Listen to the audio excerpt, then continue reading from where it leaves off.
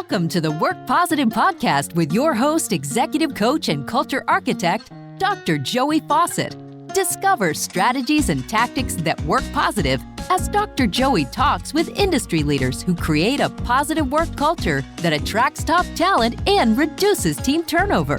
Discover how you can create a work positive culture that increases productivity and profits. Here's your host, Dr. Joey. Hey, Work Positive Nation. Did you wake up this morning happy to go to work? Oh, wait a minute. Don't roll your eyes. Do not roll your eyes. I know you just eye rolled at me. I know you did. What? You don't think you can wake up happy and go to work happy and then come home happy? Wow. Have we got something to talk about today? Because in order for you to be successful, happiness precedes being successful. Now, I know the flip side seems to be so true, and maybe that's the popular lore, right? Once I become successful, once I do these things, once I hit these personal goals, blah, blah, blah, blah, once I do life the way Tony Robbins does life or somebody like that, right? Then I'm going to be successful, and that's when I'll be happy. Wrong answer. And today's guest is going to tell you why and how you can build a culture of happiness, because this guy's done it. How you can build a culture of happiness in your work. My guest today is Jamie Weeks, a culture cultivator. He's also the author of a book that is probably come out by the time you're listening to this. It Takes a Fight, and it's all about how to build a happy culture at work today. Jamie, welcome to Work Positive Nation, man. Glad to have you on the podcast. Thanks for having me, Joey. I appreciate the time. Oh, I am delighted to be here. So most of us think when we become successful, right, then that's when I'll be happy. But you have discovered through the companies that you built and the amazing cultures that you built out with them that the opposite is true. Happiness precedes success. Tell us how you discovered that, Jamie. Well, I don't know that, it's something that I discovered. I think there's a lot of people before me that probably realized that many, many times over. I just believe in building a culture centered around being happy and happiness and positivity, and how it makes the path to success much easier and maybe a little bit more efficient. And it's a much easier said than done. But I think when you sit down with your team and you talk to them about life balance versus a work-life balance, one of the things that we've really kind of broken down is this work-life balance. And it's really not work-life balance. It's life balance. I sleep for 30% of my day. I work for 30% of my day, and 40% of my day is my family and free time and other things to do. And so you don't really get to separate the 40% of your free time and the 30% of your work. They're intertwined into one thing. And so one of the things that we've really focused on at Honors Holdings and at Legacy Franchise Concepts is let's focus on humility and empathy, and let's focus on life balance. And how can we make life happier inside these four walls of this business to where it's better for you at home as well. And when you start thinking about your work culture that way, where it's more than just being at work, you won't believe the things you learn about your team and the needs, and having empathy for them of we're all just human beings trying to be happy and succeed. I mean, it's not rocket science. We all have the same plan here. And I think it starts with happiness. Absolutely. And empathy and humility sound like the twin towers that you build that positive work culture on. What does that look like in your companies and when you're building out a culture? Well, we've had a mantra for the last 10 years that when you care more about others than you care about yourself, you won't believe how many people will begin to care about you. And I think we would all agree that nothing feels better than to be wanted and to be cared for. It's the ultimate empathy. It's the ultimate feeling in the world. And so we've just had a philosophy that every day we're going to care more about others than we care about ourselves. Because honestly, when you only care about yourself, no one cares about you.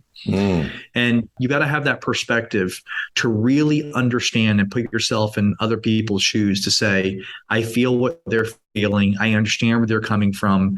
How can I help? What can I do? Because guess what? You're going to be in the same situation, and you want them to empathize when you're having tough times as well. Absolutely. And it's not a one-way street. It's got to go both ways. Yeah. And humility, of course, you're talking primarily there about empathy. And if you're not there, you will be there one day, right? That's right. Yeah. Take good notes. You're not humble today, you later. That's right. Take good notes for how the people ahead of you successfully navigate that path, right? Well, what about humility, Jamie? I mean, we celebrate narcissism today, it seems to me, beating your chest and look what I did, and it's all about me. And yet it's totally counterintuitive to talk about humility. How do you create that culture of humility in your companies? Yeah, it's definitely different and definitely difficult at times, especially at Honors Holdings. We have, I own 142 Orangetheory Fitness studios. And so you can imagine the average age of 28 in the fitness industry. A lot of people think very highly of themselves. Yeah. And they are no doubt going on, right? That's right. The most beautiful people and the most knowledgeable people about health and wellness and nutrition and all those things. Sure. But you find inside people that have a big heart, their real desire to care more for other people and help people. And so, I've always had the belief that I'm a 50-50 guy. Half the people love me and half the people maybe not so much.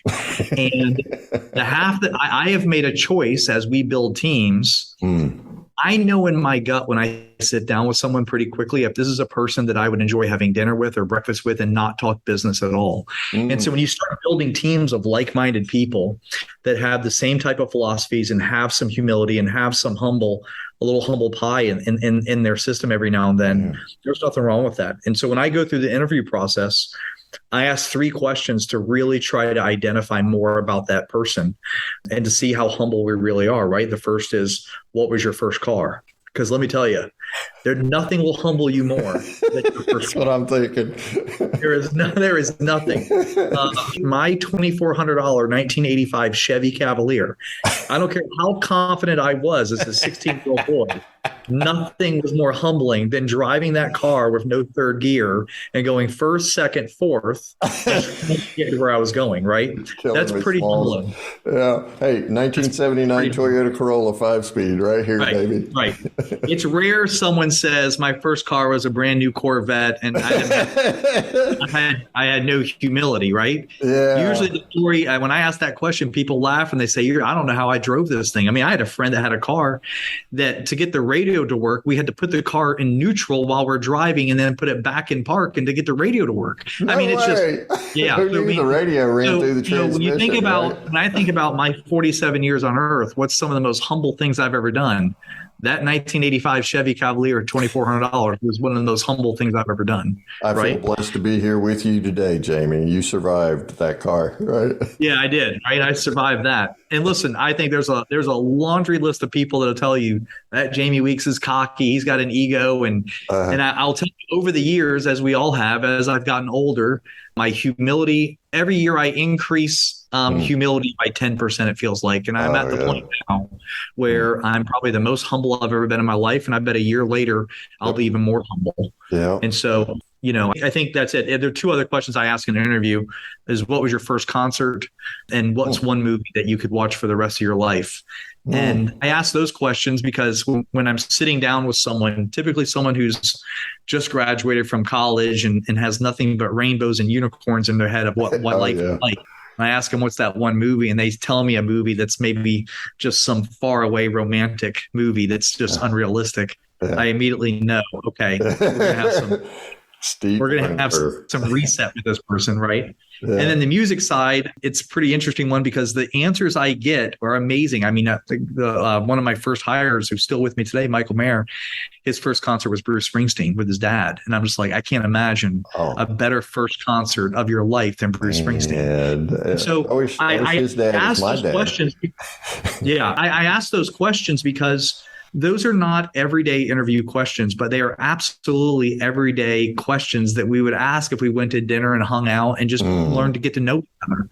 And so, nowadays resumes are so beautiful and LinkedIn is so beautiful and every Instagram is beautiful. I have all these pictures, but it doesn't really tell me who you really are. And so I can ask those questions and pretty quickly learn about the empathy and humility that you have in people. So, hey, Jamie, what was your first concert? So my first concert was Lisa Cult Jam at the Fox Theater in Atlanta, Georgia. Oh, they had Fox one hit is song. Wonderful. Yeah, it was a great place to see it. I had one hit song their whole career, I think maybe 2. Yeah. And I can't imagine many of your listeners or watchers are going to even know who that is. But I know who it is. I know who it is. the end of the day, that's all that matters. Yeah. So how about your movie? What's your movie, Jamie? One movie, this one I go back and forth. It's going to depend on my mood, but I've got three movies I typically choose from. I'd say Goodfellas to me is a movie that I could probably watch, either that or Gladiator. I mean, Gladiator's so good. How about you? What's your one movie? Yeah, I know. And then Gladiator makes me think of Braveheart every time. Yeah, right? Yeah. What's your one movie that you could live without? My one movie, man. Well, I've been married 40 years, so I've seen enough rom-coms to last a lifetime. My one movie would be Oh Brother, Where Art Thou? That's a great movie. Oh, I love it because it takes classic literature to Mississippi, and being a Southern guy, it just doesn't get any better. And George Clooney is masterful with that. Movie. And then I'm from Virginia, so Ralph Stanley's career got reignited with that from Clinch Mountain. So yeah, I love that. I was trying to remember my first concert. I think it was Willie Nelson. Wow, that's a great first concert. I just saw him last year. Is he 88, 87? I saw him last year, 87 years old, and it was amazing. He was amazing. Yeah, really. Well, I was in radio broadcasting for a while, and he was always my favorite to play. In fact, I still stream Waylon and Willie, and Johnny Cash. I'm just an old classic country guy. My second cousin was the symphony director for Loretta Lynn, who recently passed away. So, we go pretty deep in the roots there. I love those questions because when it comes time to attract best talent to your team, you're asking questions nobody else is asking, Jamie, and it focuses on that person and getting to know the person. And what I hear you saying is creating happiness within the four walls of the work, right? You're concerned about life outside of those four walls too. So it's not just what you can do for me and my company. It's what we can do for you and what can we do together? Yeah. I mean, I have a pretty good example. I never really thought about it until I started doing these podcasts, and it kind of came to light where I've got, between the three businesses, we've got just around 2,000 employees. And so you can imagine we have quite a few of single moms, and I've got a soft place in my heart for single moms. Yeah. And so I used to always ask the single mom, I would say, hey, listen, what would you prefer to have, mornings or evenings or mornings or afternoons with your child? How do we make this easier for you? And, there's a lot of moms that would say, man, I love my mornings. We get ready together. We go to breakfast together. We spend our time talking in the car together. Yeah. And I would say, okay, well then come in when you want to come in. If you need to be here at 9:30, it's great. No big deal. Spend time.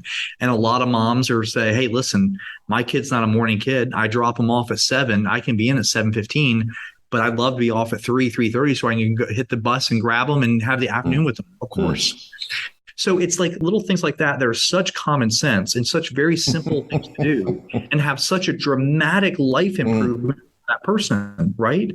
Yeah. And we're talking about a difference of, if it's 3:30 or 5 o'clock, an hour and a half. It's not, there's no way that's going to make a difference in the business every day, as much of it has a difference in that individual person. And so it's little things like that where we have to ask each person, what can we do here to make your life better? Like, what can I do? And we don't ask that. We ask people, what can we do to make your job easier? What can we do to make you more efficient? Or what can I give you so you to do more? Everything job related, but none of it is, what can I do to make your life better? Right. Wow. That's an extreme focus shift. And Jamie, as you talk about it, it doesn't sound like brain science. But by and large, I'm not smart enough to figure this. I mean, that's not what I'm. I'm a C student at best. Not even I graduated high school with a 2.0 average. I graduated college with a 2.0 average. I barely got out of college. This is not rocket science. I couldn't figure it out if it was. This comes from, for the first 35 years of my life, focusing on myself, and for the next 12 years, really starting to focus on other people and realizing the more I focus on other people, the more people will focus on me. And that's how we scale. That's how we grow. That's how we do more together. All right, Jamie. So I got to lean in after 35 years. What was the transforming moment? Yeah. I lost my mom 12 years ago. And like all of us, you only got one mom.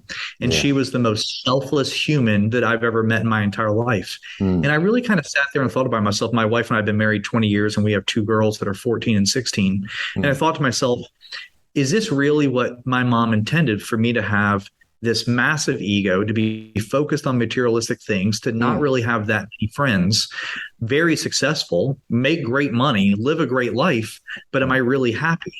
And I would say that my mom battled multiple sclerosis and she was happier than I was. Oh, wow. And she was happier than I was because she was choosing and finding her own happiness versus me, who is trying to find happiness in other things and other people. And it doesn't work that way. And so really for the last 11, 12 years, I've done everything I can to focus more and more on other people, and success has come with that. So how did the people around you react when you began? Well, I mean, I think this is Joey. This didn't happen on a Tuesday to a Wednesday. Oh no, it had to happen over a period of time. Yeah, right? this is years and years of me, changing my mentality. And I didn't wake up one day and say I have to do this right now. I think I looked back over a couple of years and got a little softer and a little nicer and a little bit more in touch. And honestly, it all comes from vulnerability. At the end of the day, it starts with vulnerability. You have to be able to look at yourself in the mirror and say, this is who I am and this is who I want to be. And these are the things that I get to choose to go do to be better. Jamie Weeks is my guest on this episode of the Work Positive podcast. What are some challenges that you encountered along the way in creating this work culture?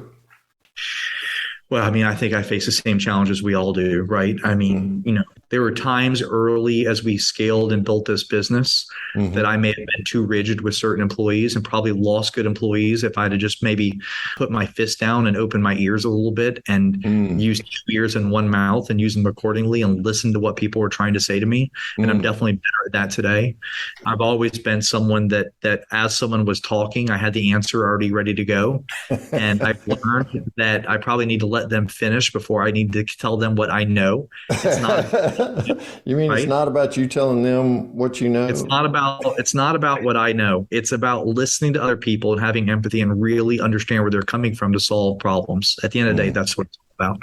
And so the challenges have been with myself, and the challenges have been different. I mean, I own a boutique fitness company that went through a global pandemic. I mean, I'd say that was a challenge, right? And I'm 47, so I've lived through 2008, 2009, and I realized how difficult that time was. I was coming out of college and getting into the work world during the tech boom of 2000. And so, one of the challenges was in March of this year, getting my team together and talking to them about what a recession is and what it means and what's going to happen. I mean, they're 28, 29, 30 years old. They have no idea. They've never experienced a recession. All they've experienced the last 10 years is interest rates at 1%. You can go buy whatever you want to buy, and TikTok tells you make as much money as you want to make. The world doesn't work that way. And so one of the challenges is one of the things you and I were talking before the show is, making sure that this younger generation understands never get too high and never get too low and stay right in the middle. And that does, from a mental health aspect, is enormous. So how do you do that? Because I mean, you educate, you talk to them. I mean, I've got the experience, so I've got to tell them, hey, listen, in 2006, 2007, yeah, you thought that home prices doubled every year. I mean, we've been through this. It was the most amazing. Home prices just went crazy.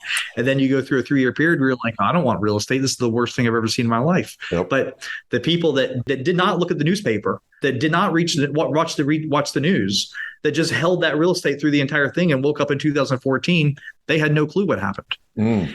So, you've got to tell your team and you've got to educate your team. So this is how I do it, is not every time is different. History tells us they're actually pretty much the same. Recessions over the last 100 years, have they been different? Sure. How different are they? Not very. Some are a lot deeper and some are a lot more shallow, but it's part of it. And you're going to have more. Guess what? Shocker. This won't be the last one in your life. There's going to be others. That's right. There's another one. This is what happens. So you need to expect it. You need to be ready for it. And this is your first one as a 28-year-old in the workplace, as a true adult trying to pay bills. Just get ready, because it's going to happen again. And so this is part of learning. And in 30 years, they'll be telling the same story to someone else. Yeah. Oh, I love it. So you're passing on. Really, it's a legacy enterprise then, isn't it, Jamie? Because you're passing on some of your experiences and saying, hey, here's what you can expect. Here's how you weather it. And man, that's got to build confidence in that team that we're following someone who can point the way out for us. Well, isn't that what leaders do, though? I mean, if I think about Tom Brady and Bill Belichick, right? I would think that Tom Brady and Bill Belichick and their success at the Patriots in year 10, 11, or 12, they were probably looking at the rookies and saying, we've done this before. Let me tell you how this is going to play out. Yeah. So it's no different. Nick Saban, I'm sure, is telling his players that are freshmen, hey, guys, I've done this 6, 7 times. We're going to be okay. We're going to win a national championship. But let me tell you how we're going to do this. Yep. So if you're not using your experiences to educate the new generation that's coming into it, then your experiences are worthless. Yeah. So often, Jamie, it seems like we date hard in the attraction process, the recruitment process, and then we get them in and suddenly our back door is twice the size of our front door, right? So we're losing good people off of our teams. The consistency that you're talking about there between the highs and lows is so important. How do you measure your culture to make sure that humility and empathy are core values there? We measure it with exactly what you just said, which is turnover. And so if we have really high turnover, we know there's a culture problem in a studio or in a business or in a region. And if we have very low turnover, we know we're doing right by culture. And so that is something that we track on a weekly, monthly, annual basis, quarterly, annual basis to look at that turnover and to see where that turnover is at. Now, is the turnover always culture? Not at all. It could be a litany of things. But every time that our business has had higher turnover than normal, it's because of a culture issue. And it's usually a leader in the business who's focused on themselves and not on the team. So again, this is not rocket science. Yeah, right. It's a key metric then is turnover. Right. So you look at your turnover rate. That's right. Let's say your turnover rate's a little bit larger in one particular area. And what do you do then? Well, I mean, we'll probably sit down with the leader of that area and say, hey, listen, what's going on? This is abnormal. Tell us where the strained relationships are. But I'll tell you, I can go to a regional manager or a studio manager and I can get sometimes canned answers. But if I go to a part-time sales associate that's making $15 an hour, working 20 hours a week, and I say, hey, what's going on? Someone who's really kind of unbiased, who's maybe in college and just trying to, take some free fitness classes and make some extra money in part-time while they're in school. And I say, what's going on in there? I tell you what, you won't believe how open someone will be and tell you, oh, let me tell you what's really going on. And sometimes that's what you have to do. Sometimes you have to really get down into the weeds and say, let's start down here and say, tell me what we can do to make things better. Things aren't great. And let's hear what their response is. They're usually going to tell you what the problem is pretty quick. If I go straight to the regional manager, I'm probably going to get an answer that I've heard before and not really get exactly the truth. If I go to a studio manager, they're scared to give me the answer of what really is there because they don't know the consequence of the answer.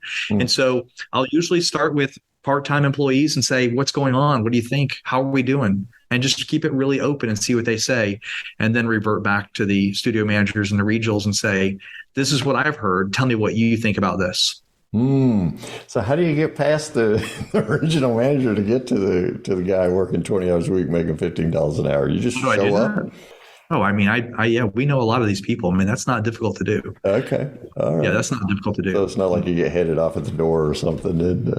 No. I mean, I'm not saying that I wouldn't let those people know. We would say, hey, listen, we want to talk to everyone. There's something's not working. We want it to work better.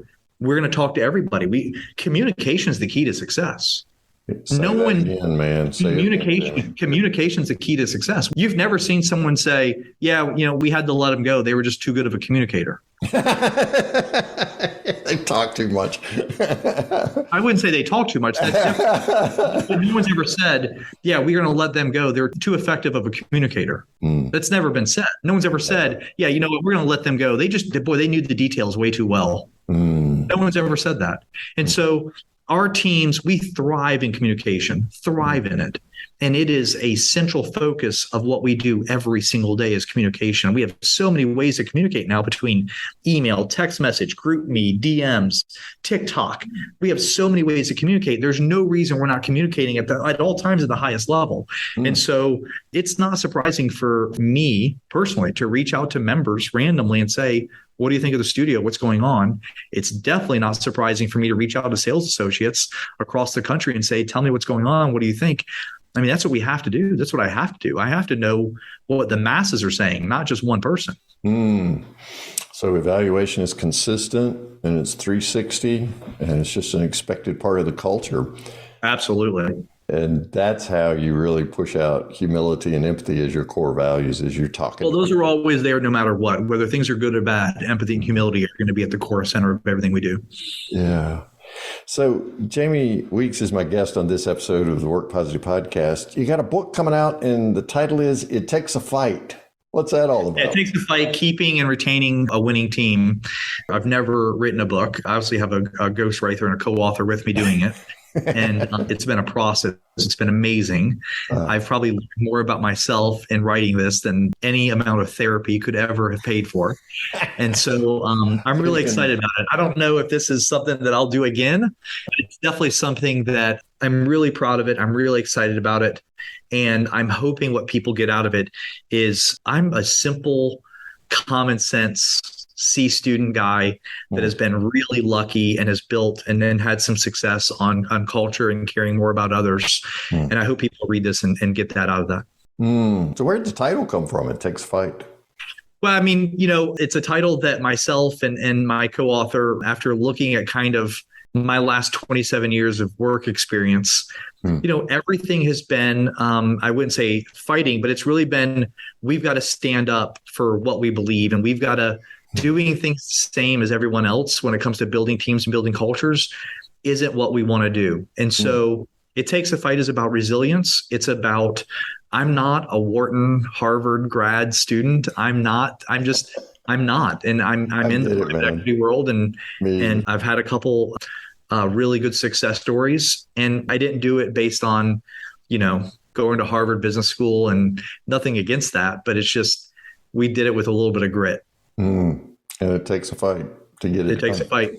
Because in putting together a company that cares for people and their happiness, not just in what they can do for the company, but beyond that, man, it takes a fight to hold up. It does. It takes a fight. It takes a fight to be happy. It takes a fight to have a life balance. It takes a fight to really just, focus. I mean, think about, how many times a day in my head I'm focused on my health and wellness. I need to go for my 4-mile walk, or I need to eat a little bit better. I mean, everything in our head is I need to leave early to go to soccer practice and pick up my daughter from here. And then we got a history test tonight. And then we've got to do this. Everything in our head is a fight. And it's really about finding that balance, and just everything's going to be okay. Everything's going to be okay. We just got to sometimes slow down and say, I'm going to choose to do the things that make me happy. I'm going to start with that as my base, and then I'm going to go from there. Oh, man, I can so relate to that. I'm fond of saying we have to slow down to speed up sometimes, because that single mom you were talking about earlier and helping her determine which day part is best with her kid, man, she'll go to the wall for you, right? Oh, in a second. Are you kidding me? Yeah, exactly. I mean, I hope she will. I'm going to go to the wall for her. I will do whatever I can for her and him, whoever it is. And that's just so counterintuitive to what the rest of corporate America is doing, right? I don't know about that. I think a lot of corporate America is doing that. I would say that, and I think you'd agree with me, 10 years ago, a lot less. Now more, 10 years later, more. Yeah. And I think what's happening between the work from home and the pandemic and kind of us all realizing that we're in this, your life is this bubble of eat, sleep, work, fun. And how do we combine all of that into life balance? Because that is really the key. And if you're defining success with just being happy, then I need to find a way to be happy in all those aspects. Yes. And making those decisions, which sometimes are tough, right? But yet hunkering down in those. Yeah, you're reminding me, we have 2 daughters also, and the younger daughter ran cross country and track. And so, back then we were traveling a lot to go speak and things like that. There are a lot of great speakers out there. So I just took the cross country schedule and marked it out on my calendar, because she had one daddy. And that's right. It was one cross country season. And that's right. I was going to be there. And she's 30 years old today with a 2.5-year-old daughter. My granddaughter, right? Right. And it makes a difference, man. It's that kind of legacy investment that you make. Jamie Weeks is my guest on this episode of the Work Positive Podcast. Jamie, Work Positive Nation always wants to know from my guest, what's one thing they can do today to start creating the kind of positive work culture we're talking about? What's your one thing, Jamie Weeks? Wow. I'll tell you, one thing, I have to eat lunch every day. Okay. We all eat lunch a lot of people eat lunch every single day. And what I've done with my assistant, Tori, who's like she runs my life. Thank God for her. Is if anyone wants to have lunch with me, just get on my schedule. And it's not just C-suite executives. It's anybody at any day. I'm here and I'm going to have lunch. And if you want to join me to go to lunch, and if it's 2 or 3 of you that want to have lunch, let's go do it. And so I would just highly recommend opening your schedule to go have lunch with people and not talk business and just ask them questions and see what's going on in their world. If you go have lunch with 5 people in your office that you've probably never had lunch with and never would, and you say, I don't want to talk business, I want to learn about you. I want to learn about you and what's going on with you. You just won't believe how many friendships you can make out of that. And those are the connections that get you through tough times like global pandemics. And I always say, you don't know who's swimming naked till the tide rolls out. That's true. We made it through a global pandemic because of our culture and our friendship as a group of people, where we all just kind of locked arms together and said, we're going to do this together and get through it. And I'm very thankful for that. And it's moments like that where I just said, hey, you know what? My schedule's open to anybody to have lunch with anybody at any time. So just let me know. We'll have lunch. You're reminding me of a book by Keith Ferrazzi some years ago, Never Eat Alone. That's right. Yeah. Wow. And I love your emphasis on lunch without borders there. Let's get to know each other as people, human beings rather than human doings. I know what you do. Let's talk about who you are. What are you excited about? What's your favorite team? Right. Yeah, that stuff. I'm fascinated about learning other people's stories. Hey, everybody's got a story, Jamie. Everybody's got a story. I just love to hear other people's stories. That's beautiful. Thank you. Jamie Weeks is my guest on this episode of the Work Positive Podcast. Hey, we can find you where? LinkedIn, Instagram, what? Yeah, LinkedIn, Instagram. We'll have the website, jamieweeks.com, probably up in the next 30 days, and then the book will be out. But between LinkedIn and Instagram, Jamie Weeks ATL, you'll find me. All right. Wonderful, man. Well, I'm glad we found you. I'm better for this podcast today, and I appreciate everything you're talking about, man. The humility and empathy, I'll carry that with me. I appreciate it. Thank you so much. Thanks so much, man. Thank you for listening to the Work Positive Podcast with your host, executive coach, and culture architect, Dr. Joey Faucette. Please share this podcast with your friends who are small business leaders so they can create a positive work culture that increases their productivity and profits. Get your free 15-point Work Positive checklist to help you attract top talent and reduce team turnover. Download this checklist at workpositive.today/checklist. Remember, it pays to work positive.